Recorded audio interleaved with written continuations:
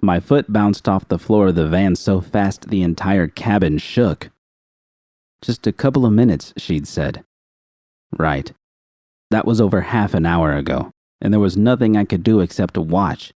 We'd cleaned out the nachos during the drive, and my wreath was buried somewhere in the back under a heap of boxes. I tried to pass the time by toiling on my hollow, but I kept glancing out the window, wondering how much longer I would, or should, keep my ass planted on the seat. V had barely moved an inch. She was standing in a clearing about 20 yards away from the van, arms crossed with her back turned to me, staring at a pile of rubble. It had rained the night before, and rust-colored puddles dotted the dirt lot leading up to it. Every so often, someone would pass by and stare, but no one said anything to us. In this part of town, you did well to mind your own business. But I wanted to know what V was feeling. When she had proposed coming out here, I thought it was a good idea, a way for her to get some closure. But I didn't know what to expect now that we were actually here. Was she going to break down into tears? Scream at the sight in rage? All she had asked for when we'd arrived was a couple of minutes, and in that time, she hadn't made a peep and her shoulders hadn't shaken once. Just silence and stillness. I couldn't wait any longer. Hopefully she wouldn't be upset with me. I threw the door open and stepped outside, making as much noise as I could to give V some warning I would be approaching. Still nothing. What was she thinking? Maybe this was a bad idea. It's safe, V murmured. Breathing a sigh of relief, I trudged up beside her and stopped, kicking a rock into a nearby puddle. Used to be an auto shop, V noted, pointing a finger at one particular area of debris. That was the back room where Rocky used to work out of.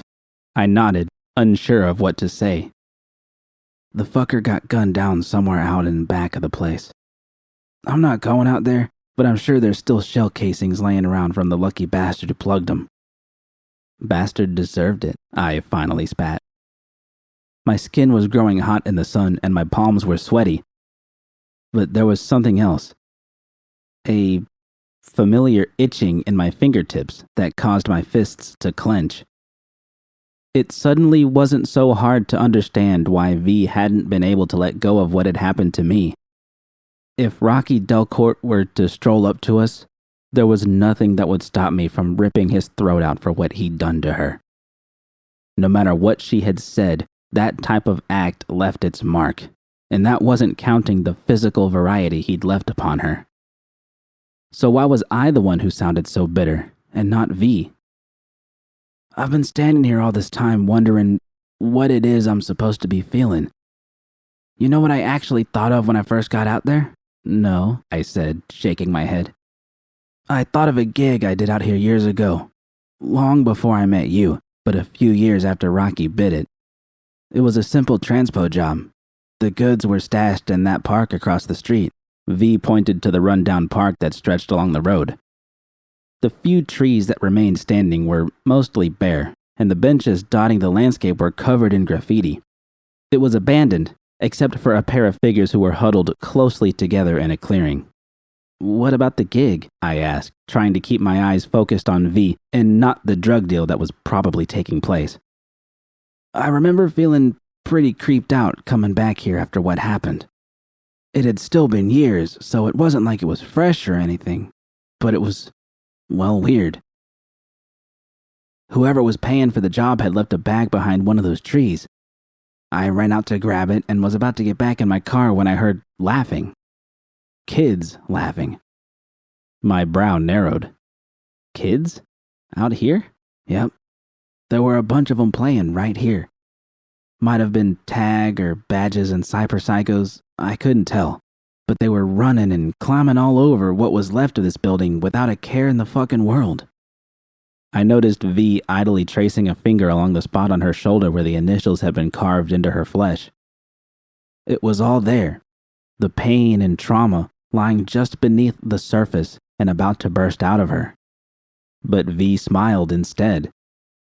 That's what I remember most about this place. Seeing something good and pure happening on top of the bad shit that happened to me. It's what gave me the idea for the cover-up. I reached out and rested a finger on top of V's, bringing it to a stop. V. She was still smiling, her eyes clear and dry. I don't think there's anything out here for me, Jude. I've been staring at that pile of bricks trying to get myself to feel something, and all I keep thinking about are those kids having the time of their life.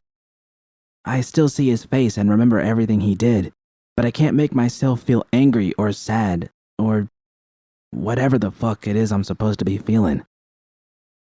There's no right or wrong way to feel, I offered. Maybe it's a good thing, like you've dealt with it all. I winced as soon as the words left my mouth. Dealt with it all? I'd spent 18 years dealing with one thing after another and would probably be doing so for the rest of my life. The thin scar on my wrist was a reminder of all the wounds that couldn't be seen, and that was true of V as well. She'd spent so much of her adulthood trying to accept who she was and still occasionally woke up in a fit of screaming. No. Such trauma was never dealt with, and the awful things people did to one another were never forgotten. They were felt, processed, and if handled the right way, they could be healed and perhaps even forgiven. But the scars would always be there. I'm sorry, V. That's a really lousy thing for me to say. But V didn't seem bothered by my poor choice of words. It's okay. No, it's not. I was just trying to say you don't have to force yourself to feel something that ain't real. Could have worded that a hell of a lot better. I'm sorry. Stop saying sorry, V reminded me once again with a gentle nudge of her elbow. Besides, I like your way of looking at it. I want to believe it's a good thing. Not feeling like I did the last time I came out here. Either that, or I've gone completely numb. As awful as it was to think about, I forced myself to consider it. V had been on a long journey since her assault and had spent most of those years alone, bouncing along from one failed relationship to the next. In that time, she'd been witness to some of the worst horrors Night City had to offer. To keep coming back to it night after night, one had to have a thick skin, a stony heart. But that wasn't the woman standing next to me. How could someone who had turned numb to all the suffering in the world claim to love someone back, to feel loved by them? Why couldn't it simply be that there was nothing more to be felt by staring at a pile of old bricks? I don't believe you're numb, V. In fact, I gotta say I'm a little jealous of you. A little, I added, seeing the devilish glint in V's eyes. Seems like everywhere I go, I've got feelings spilling out of me, all kinds of shit I've buried away. Can't wait to see what comes out of me at our last stop. V ran a hand through her hair and tilted her head. Something flashed behind her eyes. You still gonna call her? I shrugged. I'm still not sure if it's a good idea or not. It is, V quickly interrupted. No matter how I feel about things now, I'll never have the chance to forgive that asshole for what he did to me. Don't really want to all that much either. That feels wrong in a strange way, like I'm leaving the door cracked open just enough for something horrible to burst through. Something like nightmares or beauties. I appreciate the kind words, but I think they're misplaced. It takes a big heart to forgive, and I'm glad you've still got a chance to. There was a tone of sadness in V's voice. I hated that she felt like she'd been robbed of her chance for forgiveness, even if she never would have chosen to have done it. The fact that it was a choice was what mattered. Maybe she needed to be reminded of that. You know, it's an old saying, but I'm pretty sure it's true. It's never too late to forgive.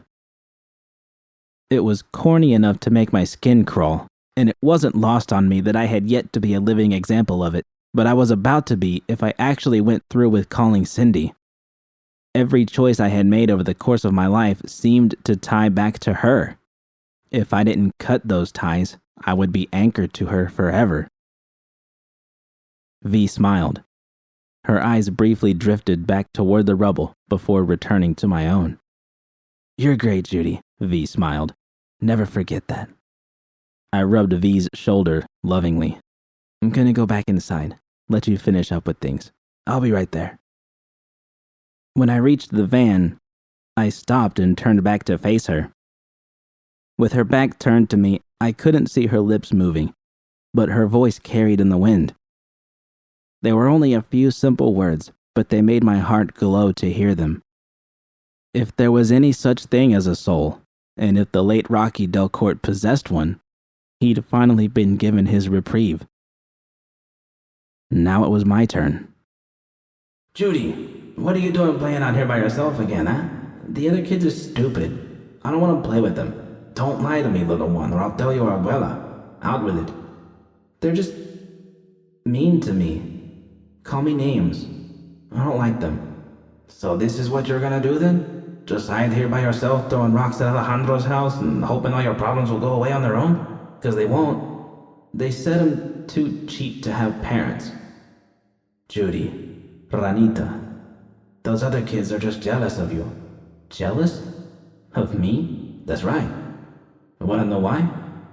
'Cause you're a very talented little girl who can do things they can't do. Things that their parents can't, or won't, teach them." "Like what?" "Well, let's see. You're the best painter in your class. You can swim better than anyone else in Laguna Bend. You help me fix things around here that none of those other kids know anything about.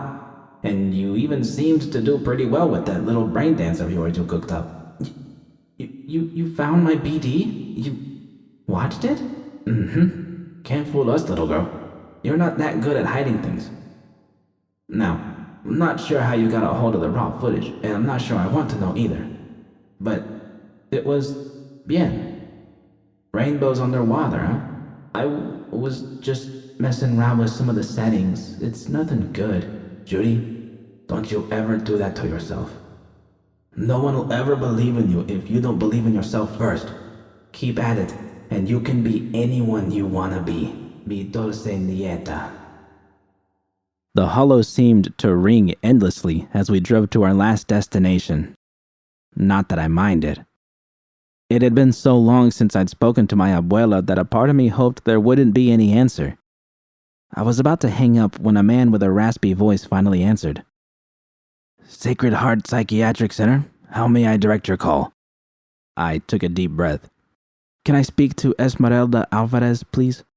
There was a pause, followed by typing. "And your relation to the patient?" "I'm her Ranita. I'm her granddaughter. If she's napping and you happen to wake her up, you might have to call her by my mother's name, Ainara. She gets confused when she's groggy." More typing. My leg was about to bounce through the floor of the cabin. V rested a palm on my leg to try to still me. I realized I didn't know the first damn thing to say to her if she picked up. Would she even know it was me?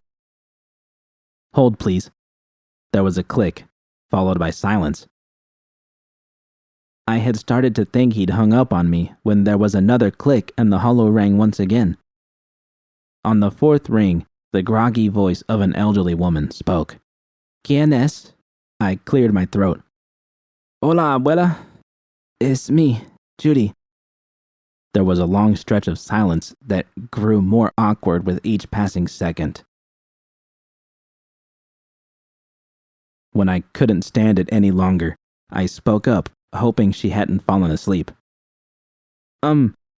It's Judy, your nieta. Do you remember me?" "Of course I remember you," my abuela said in a defiant yet uncertain tone. "You could never stay out of the water, could you?" "No, I guess I couldn't." I had tried to brace myself for the jarring way her mind darted around, but it was still disheartening to hear, and was a stinging reminder that she wasn't getting any better. I just wanted to give you a call and see how you were doing." "Why?" I blinked and felt V's hand squeeze my leg. I'd left the call on speaker so she could listen in. It wasn't like my abuela would notice, or mind even, if she did. "Just to check in and see how you're doing, like I said." "So, how are things?" Oh, you know, same old, same old. Her tone suddenly changed to a jovial one, almost as if she were grateful for the opportunity to talk about herself. But they don't let me outside as much as they used to, and that new person who works in the cafeteria smells. They keep trying to tell me not to worry about it, but I know what they're doing. What are they doing? I asked, my brow narrowing. Another stretch of painful silence. Why are you calling again? Tu madre know you're playing on her hollow? I forced down the lump that had been rising in my throat. She'd gotten worse since the last time I'd spoken with her. The doctor in charge of her care at the time had told me that was bound to happen. But by not keeping in touch with her as often as I should have, it was startling to see just how far she had degraded. How long did she have left? Years? Months? Perhaps not even that. Yet here I was, wishing for more time with her, when I'd already squandered so much. V must have sensed my turmoil and pulled the van off to the side of the road. When we stopped, she turned toward me and mouthed, "Tell her." Swallowing, I pushed myself forward. Abuela, I wanted to let you know that I'm gonna be leaving Night City today. For good. Leaving behind the old apartment we used to live in. V and I are moving to Seattle. Do you remember V? Ah, see. The mercenary. I nearly sobbed in joy as V's eyes lit up. That's right.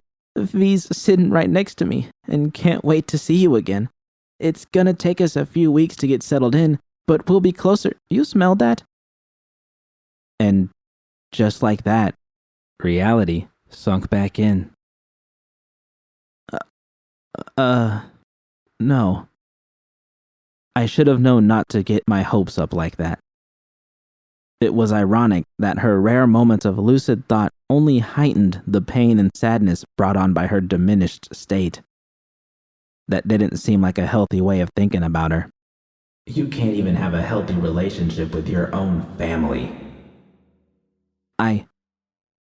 My voice trailed off and my mind went blank, unable to think of anything except those words that had suddenly screamed at me from the depths. V reached out and took the hollow from me. Hola, Esmeralda. It's me, V. Hi, V. Good to hear from you. You staying out of trouble? Trying to, V said, flashing a wink at me. Hey, can you turn your video on? Would love to see you. Grateful for the opportunity to put my thoughts back in order, I rubbed at my temples and tried to blink some focus into my eyes. I'd called for a reason, and even if she didn't understand what I was saying, she still deserved to hear it. She'd earned that respect and decency. And maybe she would understand, even if it was only in a vague and distant way. V was still rambling on, and probably could have kept going for another 10 minutes if I hadn't swiped my hollow back, giving her a warm smile as I brought the hollow back to my face. There she was, my abuela. She appeared to be sitting upright in bed and was dressed in an orange and brown sundress, probably one my abuelo had bought for her before he died. Her face was a maze of wrinkles and a thin weave of silver hair ran down the back of her head. But as happy and as sad as I was to see her, I couldn't stop my eyes from drifting toward the picture on the nightstand next to her. My abuelo smiled back at me. I could barely make out the details of the photo, but I smiled to myself when I noticed the small camera in his hand. He had been my photographer after all. Hey, I continued. I'm hoping I can swing over there sometime next month to visit you. Maybe I could get you outside a little more. My abuela sighed. That would be nice, but there's no pool here for you to swim in. Not that it matters. We could never keep you out of the water no matter how much we shouted at you. I chuckled at the memories that came to mind. So many times they had chased after me, shouting not to dive into the retaining pond. The water was toxic and would make my hair fall out. I had just eaten and would get sick. Anything they could think of to get me to stop and listen. But none of it had stopped me from jumping in, and none of it had stopped me from seeing Cindy, even after I knew what she was. No, Suppose not. It never mattered how much you tried to get through to me. I would have done it anyway. Which, I wanted to tell you that none of it was your fault, and that I'm not angry at you for not stopping me. I know you and Abuelo did the best you could, and I love you for that. Don't know if any of this is making any sense. You were always the best swimmer, Judy. My abuela suddenly blurted out, her eyes sharpening. You know what your secret was that the other kids could never figure out? You kept your head up, my ranita, just like we told you to. Never sunk beneath the waves. Tears spilled down my cheeks. I refused to sink. Christ, so much meaning had been infused into those 4 simple words tattooed under my breast. Or maybe, like so much else, the meaning had always been there, lurking beneath the surface, waiting for me to discover it. You remember. Remember what? I shook my head and smiled. Nothing. I didn't know what else to say. Her head was starting to nod and her eyes were closing shut, so I cleared my throat once again. She seemed startled. Who's this? She asked. It's Judy, abuela. I'm gonna get going now so you can get some rest. She nodded and yawned. Okay. I love you, abuela. Okay. Bye. As soon as her face vanished from my screen, I tossed my head back and heaved a sigh. V was kneading the muscles in my neck. I closed my eyes and moaned approvingly. The day was still early, and I'd already felt like I could sleep for a week. Catharsis, as it turned out, was a grueling and tiring experience, and I wasn't sure if it was doing me any good or not. But I would have time to rest once we were on the road. We had 1 stop left, and I still wasn't sure if I would go through with it or not. You okay? V asked. Don't stop. I heard V snort. I'll try not to, but we're only a few minutes away from Laguna Bend, so enjoy it while you can. You still want to stop there, right? Yeah. Not sure if I want to, so much as I have to. Groaning, I forced my eyes open and sat up. V pulled her hand away and pulled back onto the road, setting me on a collision course with my past. Hi there. Oh, hi. Sorry, didn't mean to startle you. My name's Cindy. I live across the street from you and, well, just thought I'd introduce myself. Is that your grandpa? Yep, my name's Judy. I live across the street from you too. You don't say. Hey, I don't play too much around here because I'm kind of shy, but you always seem nicer than the other kids, so I thought I'd ask if you want to come over and play. I got some cool games at my place. You ever hear of Hypersonic Dracula? No way, you got that? Sure do. Want to play? Yeah. Wait, you mean right now? Sure. If you're not busy, that is. Like, I could always play with someone else if you are. No, let's do it. Bye, abuelo. I'll be back before supper. He seems nice. Is he around a lot? Yeah. They're nice and all, but they're always pestering me to play with the other kids. That's what he was just telling me to do when you came around. Huh. Well, that's funny timing, isn't it? It's nice your grandpa's around, though I guess that doesn't give you much privacy. But my dad's not home much, which means you and I have got the whole place to ourselves. Really? That's cool. I'm never home alone. Here, I'll show you my room, Judy. Don't mind the smell. See? Even have my own lock for when I want to keep everyone else out. Wow, that's totally Nova. Yes, it is. V wasn't exaggerating when she had said it wouldn't take long to get there. Before I knew it, we had pulled to a stop next to the bungalow. I stared at the reservoir, slowly coming to terms with the fact that it was now my turn to be the dramatic one and ask for some time alone. A couple of minutes, perhaps, just as V had needed. I took a deep breath and opened the door. I'll be right here if you need me, V called out. Better not drive off and leave me hanging here with my ass in the wind. Fuck, V grinned.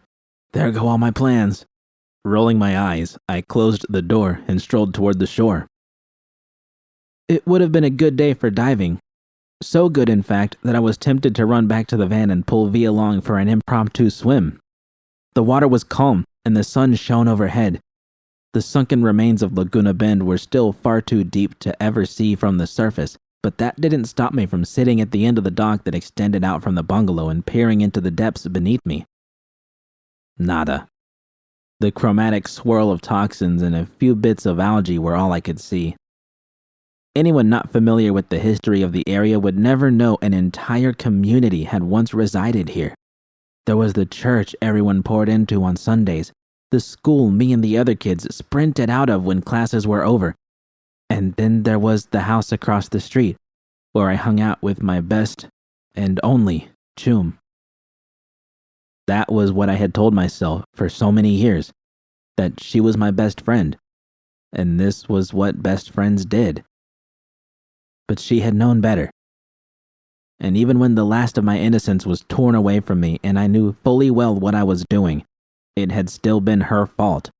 That one original sin could never be erased or forgotten, no matter how much I poisoned myself or how profusely she apologized for it all. It was the deepest mark, one I would carry for the rest of my life. So what was I going to do with it?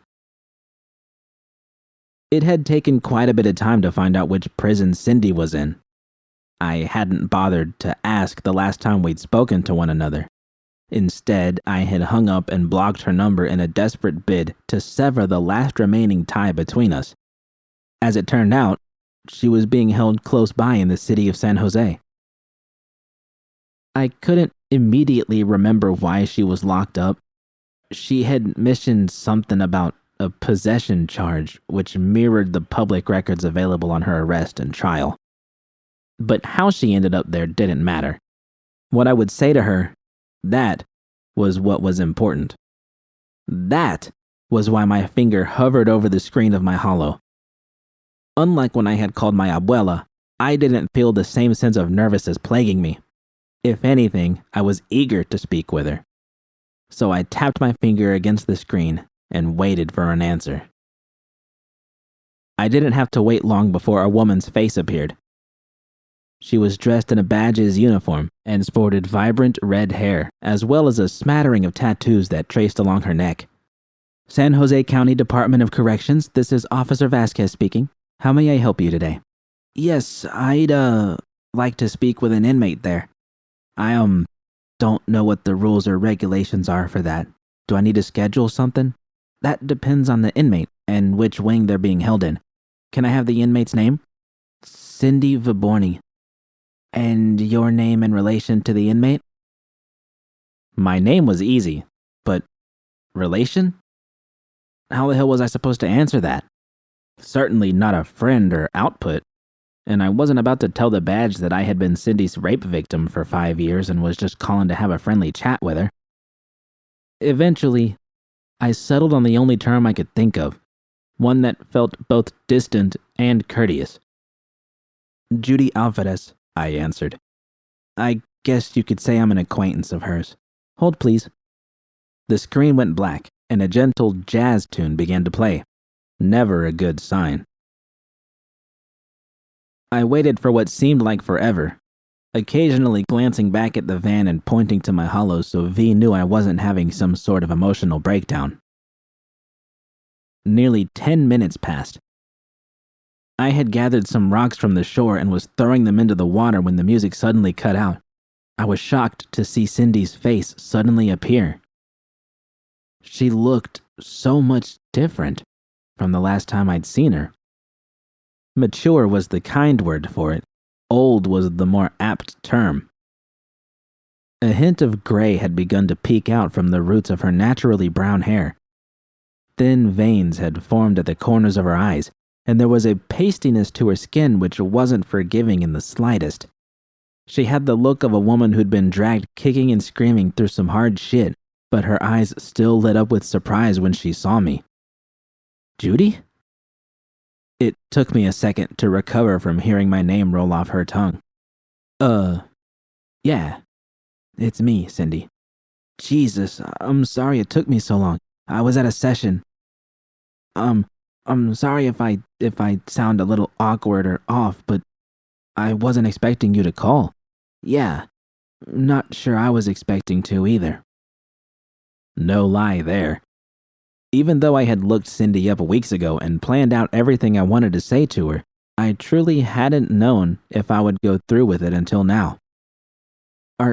Are you okay, Judy? I'm sorry if I shouldn't be asking you that. That's a good question, actually. One I've been asking myself for a long time before I finally realized I was lying every time I said that I was. I think I'm okay now, or at least I'm getting better, but I was pretty iffy there for a while. A long while. Cindy didn't seem to know what to say. Perhaps things would have been less awkward if I'd actually scheduled something, but fuck it. I didn't want to put things off any longer. I'm glad to hear you're doing better, and I'm really sorry. Wait, I nearly shouted. Let me get some of this out of me first. I called you, remember? You did, of course. That's fair. I sighed, a part of me wishing she would stop being so conciliatory toward me. In a strange way, it would have made things easier, but there wasn't any sign of the manipulative abuser I'd known so many years ago. All I saw were a pair of tired eyes staring back at me, desperate for something that only I could provide. Cindy, I've been planning to call you for days, and now I don't know where to begin. It feels like there's not a whole lot else that needs to be said between us considering how our last few calls have gone, but there are a couple of things I want to tell you, and I don't think you're going to like hearing them all. Don't worry about hurting my feelings. Go ahead and say what you called me to say. Well, there was that at least. She was willing to listen. Now I only needed to talk. With a deep breath, I began to let it out. I'm so angry at you for everything you did to me. Everything. You preyed on me and took advantage of me, stealing away what little choice I had at that age. And you didn't just steal my choice. You stole all those happy memories I might have had. You stole away time with my family, chooms I could have had, chooms I could have made. You stole my innocence from me. Sure, maybe Night City would have done that regardless, but you only made matters worse. I'm really fucked up now because of you, and while I'm lucky to have someone in my life who can see past all of this shit and still love me, I'm gonna be dealing with this till the day I die. Judy, I'm so sorry, I didn't— Stop. Which brings me to my next point, I quickly interjected. I'm angry at you for constantly apologizing to me every time we've talked since I left you. There's no magic number of apologies you can give that'll absolve you of what you did. Every time you say you're sorry without me looking for it, you're only making things worse, and it ain't making you feel any better either. I already know you're sorry, but the words can only go so far, so stop saying it. All right, Cindy stammered. I was on the cusp of getting the last and most important piece out of me, but I paused, realizing she might not understand my meaning if I didn't explain it to her first. As much as this was about me, there was something here for Cindy as well. And no matter how angry I would always be at her, I didn't want to ruin that. I'm not saying all this to give you a guilt trip, Cindy. These are things I've buried deep inside of me for a long time that I need to get out. It's like lace. You don't realize how much you've hit till you're practically swimming in this shit. I get it. I'm not sure what to say. I guess keep going. I nodded and looked down at my reflection in the water beneath me. This is the most important piece I wanted to say. I'm angry at myself, even more than I am at you, for not telling you what I should have said years ago. I don't know that it would have changed anything that happened to you, and frankly, that's not something I can worry about anymore. But it might have changed a lot of things for me, which is why I'm going to say it to you now. I forgive you. I forgive you for all of it. I have to. I have to fucking forgive you if I'm ever going to be able to move on with my life. I have to forgive myself for not forgiving you in the first place. I'll never forget a single twisted thing you did or what you turned me into, but I don't want you carrying around any baggage on my account. I'm choosing to release you from it all. I choked back a sob as ripples from the tears that had fallen from my eyes spread their way across the surface. Cindy's eyes glistened as well, and she had sniffled more than once as I finally released her from the guilt she felt. Judy, thank you. That means more to me than you'll ever know. Thank you. This'll be the last time we ever talk, I explained as calmly as I could. Is there anything else you need to say to me? Cindy took a moment, and I saw something flash behind her eyes, but she hesitated, which meant she really had something to say. Go on, I pressed. Cindy nodded and swallowed. Suppose there's a lot I want to tell you, but it would all end the same way, and you've already told me not to apologize anymore, so I'll just say that I'm glad you called today. It gives me some hope that there still might be something good out there for a sick fuck like myself. Some kind of redemption. And I don't expect you to do anything with this, but still, I'll never forgive myself if I don't say it. I tried to last time. Think I know what it is. Go on and say it. I remembered how our last discussion had ended. While I didn't want to hear this particular admission, I was willing to grit through it if it would help bring some closure to her. Still, with V sitting nearby, it made for an uncomfortable scene. I love you, Judy, she blurted out. Like I said, I don't expect anything from you, and you can throw that in the trash bin as soon as you hang up. And I just wanted you to know that it wasn't anything you did. It was never your fault. It was me and how screwed up I am. How I felt about you. How I still feel, even after all this time. It wasn't my fault. With those words, I finally found forgiveness in my heart. Not just for Cindy, but for myself as well. No matter how much I had tried over the years, the part of me that I referred to as the monster had stubbornly refused to believe it until just now. It wasn't my fault. I clenched my jaw to keep my chin from trembling. Thank you for telling me it wasn't my fault. Think I needed to hear that more than I realized. I sniffled and wiped at my eyes. And like I said, as angry as I'll always be at you for what you did, I'm not holding on to that anymore. And you shouldn't either. It looks like we're both going to be a part of each other for the rest of our lives, so we might as well make the best of it. Cindy nodded but looked away. Whether it was in shame or relief, I couldn't tell.